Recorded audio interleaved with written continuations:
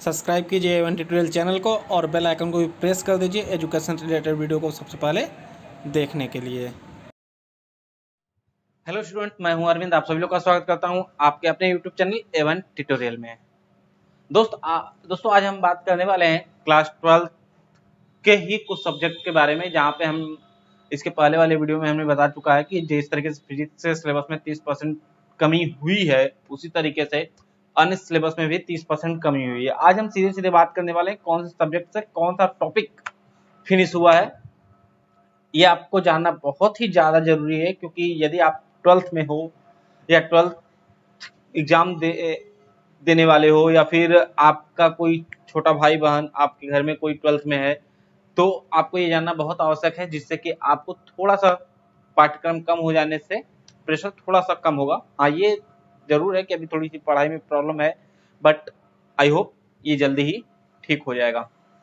दोस्तों आज हम बात करने वाले हैं सबसे पहले, जैसा कि आपको स्क्रीन पे दिख रहा होगा, क्लास 12th अंग्रेजी, कक्षा 12 अंग्रेजी पाठ्यक्रम का। और हम केवल वही पॉइंट बात करेंगे जिस पॉइंट पर हमें, मतलब कि हम उस पॉइंट को केवल बात करेंगे जहां पे हमें ये पता चलेगा कौन सा सब्जेक्ट में कौन सा पॉइंट हटा हुआ है हमारे सिलेबस से प्रेजेंट ईयर में कोविड-19 के कारण। इसके अलावा हम और कुछ भी बात नहीं करेंगे।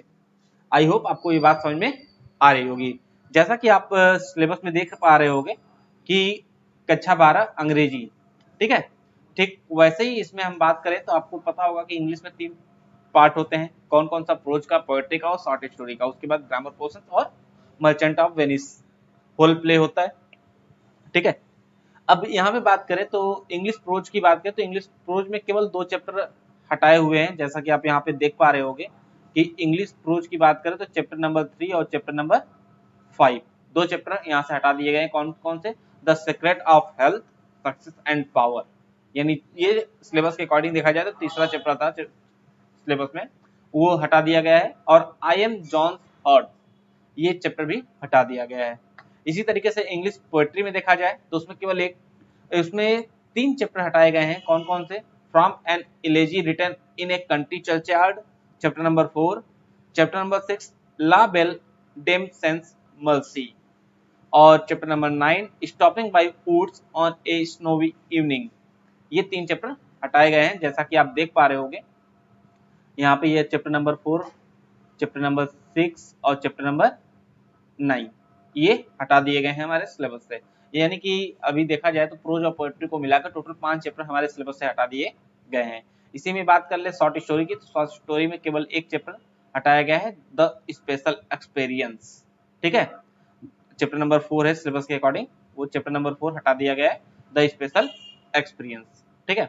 और द मर्चेंट ऑफ वेनिस का होल प्ले, मतलब कि मर्चेंट ऑफ वेनिस में जो हमें कैरेक्टर प्ले करने होते थे, मतलब कैरेक्टर के बारे में जो हमें डिस्क्राइब करना होता था कि पोल्सिया और जयकाल, इस सब को मतलब कि पूरा का पूरा मर्चेंट ऑफ वेनिस ही हटा दिया गया। मर्चेंट ऑफ वेनिस हमें इस ईयर नहीं पढ़ना है। तो आई होप ये जानकारी आपके लिए लाभदायक होगी, क्योंकि सिलेबस थोड़ा सा कम हुआ है। हाँ, ये है कि हमारे शैक्षिक सत्र में लेट तो हुआ है, जो अप्रैल से सत्र स्टार्ट होना था वो अभी तक स्टार्ट हुआ नहीं है। तो हाँ, लेट तो हुआ है, बट आई होप सिलेबस कम होने से थोड़ा सा प्रेशर कम होगा। और इसके बाद जितनी भी चीजें हैं हमारे सिलेबस में, इंग्लिश सिलेबस की बात करें तो उसमें वो सारी चीजें सेम ही है।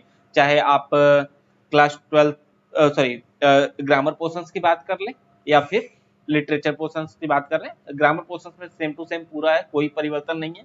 केवल लिटरेचर पोर्शंस में प्रोज में 2 चैप्टर, पोएट्री में 3 चैप्टर और शॉर्ट स्टोरी में 1 चैप्टर हटा दिया गया है सिलेबस से। और बाकी मर्चेंट ऑफ वेनिस में से कुछ भी नहीं पूछा जाएगा इस साल। ये टोटल रहा हमारा सिलेबस 2020-21 का, ठीक है। ये सिलेबस केवल और केवल कोविड-19 के कारण कम हुआ है। अगले साल यदि कोविड-19 का जो प्रभाव है यदि खत्म हो जाता, नहीं रहता, आई होप खत्म हो जाए और हम लोग अपने साधारण जीवन में वापस जा सके, जैसे कि हमारी सामान्य अवस्था थी, खत्म हो जाता है, तो उस अवस्था में हमें ये सारे सिलेबस फिर से पढ़ने होंगे। ये सारी चीजें हमारे सिलेबस में ऐड कर दी जाएंगी। आई होप आपको ये बात समझ में आई होगी। चलिए तो आइए नेक्स्ट टॉपिक, जो नेक्स्ट सब्जेक्ट है वो है हमारा केमिस्ट्री का, क्योंकि बहुत सारे लोगों ने कमेंट करके बताया कि सर केमिस्ट्री में क्या क्या चीजें कम हुई है, ये इसके बारे में भी बता दीजिए। तो आइए शुरू करते हैं केमिस्ट्री के बारे में। हेलो स्टूडेंट्स, जैसा कि हम बात कर रहे थे क्लास 12 केमिस्ट्री रसायन विज्ञान, जैसा कि अभी हमने इंग्लिश की बात की, इंग्लिश के बाद हम रसायन विज्ञान की बात करने वाले हैं कि किस प्रकार से रसायन विज्ञान में सिलेबस कम हुआ है या चैप्टर कम हुआ है या फिर कौन से यूनिट से कितना टॉपिक्स स्किप किया गया है जो इस साल हमें नहीं पढ़ना है। तो आइए जान लेते हैं थोड़ा सा। जैसा कि आप जानते हो कि इकाई फर्स्ट जो हमारा है वो ठोस अवस्था है, ठीक है। इकाई फर्स्ट में यानी इकाई फर्स्ट में ठोस अवस्था चैप्टर में हमें चैप्टर में कुछ टॉपिक्स नहीं पढ़नी है। जैसे कि आप स्क्रीन पे देख पा रहे होगे, वहाँ पे इस स्क्रीन पे आप देखोगे तो यहाँ पे विद्युत तथा चुंबकीय गुण धातुओं का बैंड सिद्धांत, मतलब क्या है कि इसमें जो एक टॉपिक है वो केवल हटाया गया है, पूरा चैप्टर नहीं हटाया गया है। मतलब एक टॉपिक वाइज कुछ पॉइंट्स यहाँ से हटाए गए हैं। जैसा कि आप देख पा रहे होगे, बैंड सिद्धांत की बात कर ले या फिर चालक, अर्धचालक, कुचालक और एन और पी टाइप के अर्धचालक, इसे अब हमें सिलेबस में नहीं पढ़ना है। दोस्तों, सिलेबस हटाने से कोई विशेष मतलब तो है नहीं, क्योंकि यदि ये जितने भी टॉपिक्स है वो सारे टॉपिक्स आपको फिजिक्स के लास्ट चैप्टर यानी इलेक्ट्रॉनिक्स में पढ़ने ही पढ़ने हैं। तो वहाँ पढ़े चाहे यहाँ पढ़े, यदि वहाँ पढ़ते थे तो यहाँ पे काम हो ही जाता था और यहाँ पढ़ते थे तो वहाँ काम हो जाता था। अब पढ़ना तो है ही हमें, क्योंकि यहाँ के लिए नहीं पढ़ेंगे तो वहाँ के लिए पढ़ना ही है। चलिए कोई बात नहीं, लेकिन जो हुआ है ठीक है, देखते हैं थोड़ा सा। नेक्स्ट टॉपिक, नेक्स्ट इकाई बात करें तो बिलियन। बिलियन में देखें तो असामान्य आणविक द्रव्यमान और वान-हाफ गुणांक, केवल 2 टॉपिक्स कम हुए हैं। वान-हाफ गुणांक की बात करें तो वो एक टॉपिक और असामान्य आणविक द्रव्यमान की बात करें तो वो एक टॉपिक, यानी केवल 2 टॉपिक इसमें कम किए गए हैं, जैसा कि आप यहाँ पे देख पा रहे होगे। आई होप क्लियर हो रहा होगा, ठीक है। नेक्स्ट बात करें हम तो वैद्युत रसायन में।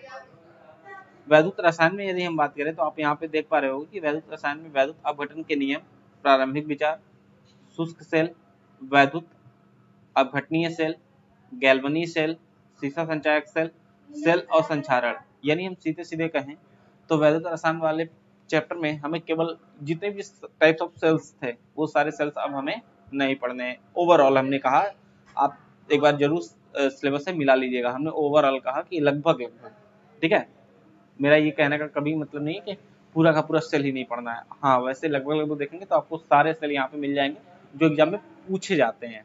वो सारे टॉपिक्स जो एग्जाम में पूछे जाते हैं वो सारे यहाँ पे आपको दिख रहे हैं, जो हमें अब नहीं पढ़ना है इस साल के लिए, यानी 2020-21 के जो सिलेबस होंगे उसमें ये टॉपिक हमें नहीं पढ़ना है। नेक्स्ट बात करें तो रासायनिक बलगतिकी। रासायनिक बलगतिकी में जो हमारा चैप्टर है वो, उसमें हम बात करें तो संगठन सिद्धांत की अवधारणा यानी कि कोलिजन की बात करें, ठीक है, तो वो हमें नहीं पढ़ना है। सक्रिय ऊर्जा एक छोटी सी टॉपिक है, एक नंबर में पूछी जाती है, वो नहीं पढ़ना है हमें। अर्हेनियस समीकरण ये इंपॉर्टेंट है, अब हमें ये भी नहीं पढ़ना है। अर्हेनियस समीकरण एक बड़ा टॉपिक था जिसे अब हमें नहीं पढ़ना है इस साल में। चलिए कोई बात नहीं, नेक्स्ट टॉपिक देखते हैं। नेक्स्ट इकाई पृष्ठ रसायन, सरफेस केमिस्ट्री। सरफेस केमिस्ट्री में बात करें तो यहाँ पर भी हमें बहुत सारी चीज़ें नहीं पढ़नी है। जैसे कि आप यहाँ पे देख पा रहे होगे कि सरफेस केमिस्ट्री में देखा जाए तो उत्प्रेरक, क्षमांगी एवं विषमांगी, सक्रियता, चयनात्मकता, एंजाइम्स, उत्प्रेरण, पायसों के प्रकार, जिसमें आप ये सारी टॉपिक्स देख पा रहे हो, ये सारे टॉपिक्स अब हमें नहीं पढ़ने हैं। यहाँ पे हम बात करें तो उत्प्रेरक, क्षमांगी और विषमांगी उत्प्रेरक, आपको उत्प्रेरक नाम का जो चैप्टर है उसमें मेनली उत्प्रेरक तो पढ़ने ही है पढ़ने, ठीक है। तो इस टॉपिक को भी कम करने से कोई मतलब होता नहीं है, क्योंकि जहाँ पे उत्प्रेरक नाम का वो चैप्टर है उसमें आप यदि आप पढ़ोगे तो आपको पूरा का पूरा तो पढ़ना ही पड़ेगा, नहीं तो टॉपिक से ही क्लियर नहीं होंगी। तो मान के चलिए कि पढ़ना ही पड़ेगा। और हाँ, यहाँ पे एक फायदा है कि एंजाइम और उत्प्रेरण नहीं पढ़ने पड़ेंगे, लेकिन बात तो ये आती है एंजाइम और उत्प्रेरण नहीं पढ़ने पड़ेंगे भाई। एंजाइम और उत्प्रेरण नहीं पढ़ने पड़ेंगे, लेकिन एंजाइम जब जैविक अणु पढ़ेंगे तो वहाँ पे तो एंजाइम्स पढ़ेंगे ही पढ़ेंगे। तो कोई मतलब नहीं होता कि यदि सिलेबस से कम भी हो गया है तो हाँ, ये पॉइंट मिलेगा पायस और पायसों के प्रकार। इसमें हमें ये फायदा है कि इसमें पायस और पायस के प्रकार दोनों हटा दिए गए हैं, तो हमें ये टॉपिक अब नहीं पढ़ना पड़ेगा। चलिए कोई बात नहीं। और तत्वों के निष्कर्षण के सिद्धांत एवं प्रक्रम, इसकी बात कर लेते हैं इकाई 6 की, ठीक है। जैसा कि आप देख पा रहे होगे कि तत्वों के निष्कर्षण के सिद्धांत एवं प्रक्रम ब्रैकेट में लिखा गया है कि पूरा अध्याय, जैसा कि आप यहाँ पे देख पा रहे होगे कि यहाँ लिखा हुआ है सीधे सीधे पूरा अध्याय हटाया। जैसा कि आप देख पा रहे होंगे कि ये जो इकाई 6 है, इस इकाई 6 के बगल में लिखा हुआ है तत्वों की निष्कर्षण एवं सिद्धांत के प्रक्रम, पूरा अध्याय हटाया गया है। ठीक है, निष्कर्षक सिद्धांत एवं विधियां, सांद्रण, ऑक्सीकरण, अपचयन, वैद्युत अपघटनीय विधि और शोधन, एल्युमिनियम, कॉपर, जिंक और आयरन की उपलब्धता एवं निष्कर्षण के सिद्धांत में पूरा का पूरा चैप्टर हटा दिया गया है। ठीक है, यहाँ ब्रैकेट में लिखा हुआ भी है। इकाई 7 की बात करें तो पी ब्लॉक के तत्व, तो पी ब्लॉक के तत्व में यदि हम बात करें तो 15, 16, 17 और 18, ये एक एक वर्ग एक एक चैप्टर के बराबर है यदि कहा जाए तो। और यहाँ पे आपको दिख रहा है कि यहाँ पे चार वर्ग में आपको वर्ग 15 के तत्व में नाइट्रोजन के ऑक्साइड, केवल संरचना, फास्फोरस अपरूप और फास्फोरस के यौगिक, फास्फीन हैलाइडो का विचरण और गुणधर्म और ऑक्साइडों का केवल प्रारंभिक परिचय, ये इतना नहीं पढ़ना है। यानी कि कुछ नहीं तो मान के चलिए कि चैप्टर के अकॉर्डिंग हम बात करें तो मान लीजिए 15 नंबर वर्ग को हम यदि एक चैप्टर मानते हैं तो उस चैप्टर में 20% सिलेबस कम हुआ है। उसी तरीके से वर्ग 16 के तत्वों की बात करें तो वहाँ पे आप देख पा रहे हो कि वर्ग 16 के तत्व में सल्फ्यूरिक अम्ल का औद्योगिक उत्पादन, सल्फ्यूरिक अम्ल का औद्योगिक उत्पादन यदि हम देखा जाए तो इसमें दो टॉपिक इंपॉर्टेंट आते थे। ठीक है, आइड विधि और ओस्टवाल्ड विधि, ये दोनों चीजें अब हमें नहीं पढ़नी है। तो चलिए कुछ ना कुछ तो फायदा हुआ ही है। और डी और एफ ब्लॉक के बारे में बात कर लें यहाँ पे तो K2Cr2O7 और KMnO4 का विचरण मोस्ट इंपॉर्टेंट टॉपिक था डी और एफ ब्लॉक के लिए। यहाँ पर ये नहीं पढ़ना है। लेंथेनाइट, रासायनिक अभिक्रियाशीलता और एक्टेनाइट, यहाँ पे ये दोनों चीजें नहीं पढ़नी है तो कुछ ना कुछ तो फायदा हुआ है। एक्टेनाइट में इलेक्ट्रॉनिक विन्यास, ऑक्सीकरण अवस्था था लेंथेनाइट से तुलना, ये इतनी चीजें नहीं पढ़नी है। आई होप आपको ये बातें समझ में आ रही होंगी। चलिए तो इसी क्रम को आगे बढ़ाते हैं।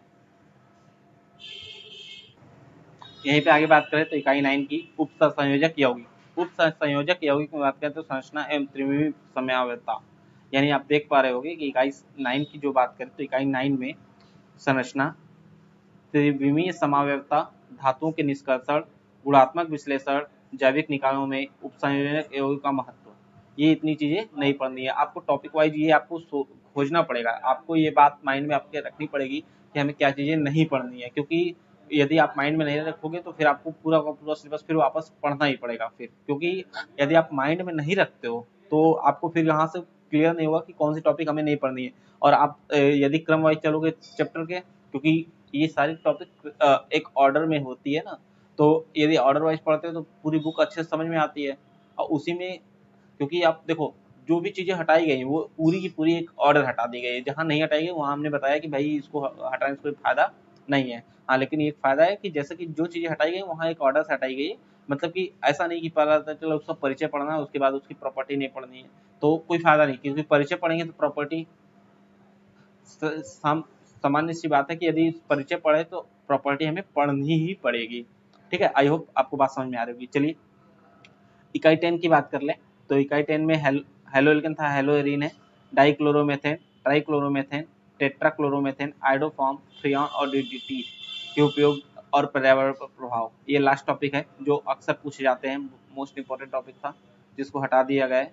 तो चलिए कुछ नहीं, हेलो एल्केन था, हेलोएरीन से इस सारे चैप्टर्स में ये सारे टॉपिक्स नहीं पढ़ना है। जैसा कि आप देख पा रहे हैं डाइक्लोरोमेथेन, ट्राइक्लोरोमेथेन, टेट्राक्लोरोमेथेन, आइडोफॉर्म, फ्रियॉन और डीडीटी। ठीक है, इकाई 11 की बात करें अल्कोहल, फिनॉल और ईथर में तो मेथेनॉल और एथेनॉल के उपयोग, यानी दो टॉपिक हटाए गए लेकिन ये दोनों टॉपिक बहुत ही बड़े थे, जहाँ पे मेथेनॉल और मेथेनॉल के उपयोग। ठीक है, इकाई 13 की बात करें तो नाइट्रोजन एक कार्बनिक यौगिक, इसमें साइनाइड और आइसोसाइनाइड स्थानों पर संदर्भ में दिए जाएंगे, डाइएजोनियम लवण, विचरण, रासायनिक अभिक्रियाएं था, कार्बनिक रसायन में इनका संश्लेषण महत्व। ठीक है, ये भी टॉपिक भी अब हमें इस चैप्टर से नहीं पढ़ने हैं। इकाई 14 की बात कर रहे हैं तो जैव अणु में oligosaccharides, sucrose, lactose, maltose, polysaccharides, starch, cellulose, glycogen, ये सारी चीजें। जैसा कि आप देख पा रहे हो ओलिगोसैकेराइड्स की बात करें तो उसमें सुक्रोज आता है, लैक्टोज आता है, माल्टोज आता है। यदि इसमें से यदि कोई भी एक टॉपिक छोड़ दिया जाता है, यदि सुक्रोज कह दिया जाता है कि आपको पढ़ना है, लैक्टोज नहीं पढ़ना है या फिर माल्टोज पढ़ना है, तो फिर आपको ये तीनों पढ़ना पड़ता है, क्योंकि ऑन द कंपेरिजन बात करें तो डिफरेंस में ये आ ही जाते हैं। ठीक है, आई होप आपको बात समझ में आ रही होगी। इकाई 15 की बात करें तो बहुलक, बहुलक पूरा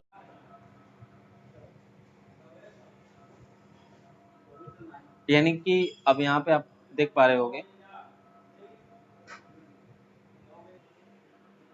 यहीं पे इकाई 16 देखा जाए तो आप देख पा रहे होगे, जैसा कि इकाई 15 की बात की जाए तो इकाई 15 में पूरा बहुलक नाम का जो चैप्टर है उसे ही हटा दिया गया, यानी पूरा का पूरा अध्याय हटा दिया गया, वो लिखा हुआ है पुस्तक में। उसके बाद इकाई 16 की बात करें तो इकाई 16 में भी दैनिक जीवन में रसायन का महत्व, ये पूरा चैप्टर भी हटा दिया गया है, जैसा कि आपको दिख रहा होगा। जैसा कि आप देखेंगे तो ये पूरा का पूरा ब्रैकेट में लिखा हुआ है अच्छे से, और चैप्टर नंबर 15 में भी आप देखेंगे तो ये पूरा का पूरा ब्रैकेट में अच्छे से लिखा हुआ है कि पूरा अध्याय हटाया गया, पूरा अध्याय हटाया गया, यानी 15 नंबर चैप्टर और 16 नंबर चैप्टर जो है वो हमें नहीं पढ़ना है। आई होप आपको इतनी बातें समझ में आ गई होंगी।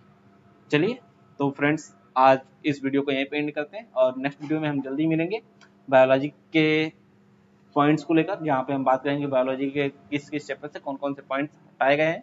तो आज के लिए इतना ही, चलिए bye bye, good, take care, और आई होप आप सभी लोग अच्छे होंगे और अपने आप को सुरक्षित रखें। और वीडियो अच्छी लगी हो तो लाइक कर दीजिए, सब्सक्राइब कर दीजिए, और चैनल के बेल आइकन को जरूर दबा दीजिएगा, जिससे कि आगे आने वाले वीडियो का नोटिफिकेशन आप तक पहुंचता रहे। धन्यवाद।